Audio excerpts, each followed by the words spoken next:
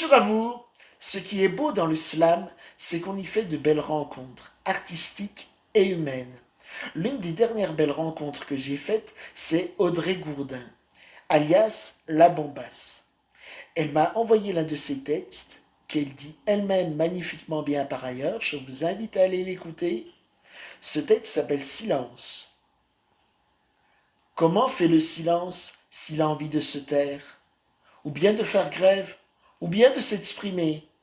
N'a-t-il droit qu'à une minute pour honorer le souvenir de personnes décédées? Et s'il souhaite dépasser, n'est-il que le reflet de mon incompétence, condamné aux cases blanches des mots croisés? Et plus je parle pour sa défense, et moins je le laisse exister. Le silence est-il un sens sans la négation des mots? Ou est-ce les mots qui sont en trop? Ne peut-il s'élancer à corps perdu que vers les non-dits et les sous-entendus? Et puis, pourquoi ce paradoxe sans trop de sens, qu'il faut 100 mots pour décrire un silence, alors qu'un demi-mot ou un demi-soupir suffirait juste à le détruire? Je suis sans mots, dit-il souvent, ou bien il reste bouche bée lorsque le son n'arrive pas à passer. Comme les mots ont le contrôle total de la situation, accompagnés parfois de leur cortège d'émotions, le silence ne pouvant y chercher refuge, a dû trouver des subterfuges. Alors il y a le silence qui s'élève dans un mouvement d'espoir, vers une paire de lèvres et un début d'histoire. Et le silence inquiet qui ne voudrait rien casser, et qui s'éternise après le premier baiser. Le silence qui séduit et qui allume la flamme. Le silence sensuel qui crie une évidence. Le silence amoureux qui nous volerait notre âme. Le silence qui voltige entre deux pas de danse. Le silence quotidien qui se demande inquiet s'il n'est pas remplacé par quelqu'un qui gémit.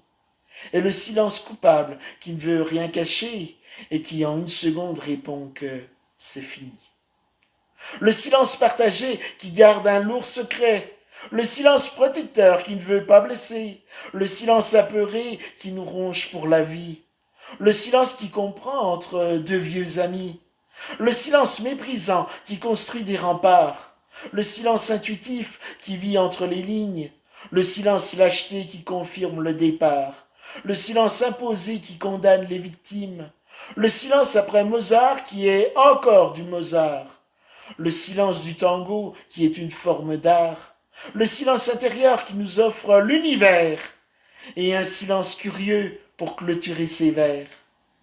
Alors oui, le silence est d'or comme de plomb rouillé. Il est dur et cassant, il est doux et joyeux, de mille matières, de mille formes, évanescent, souillé, parfois enjôleur, caressant, et parfois tout soyeux. Il change en une seconde et nous dit tout et rien. C'est notre meilleur ami et notre pire ennemi.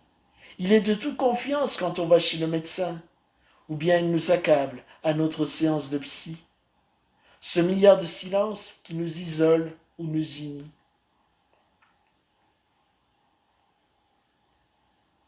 Vous étiez les meilleurs silencieux du monde pendant ces quelques secondes. Pour certains une éternité, pour d'autres l'enfer, qui sait. En tout cas, un poème dit égale un silence offert.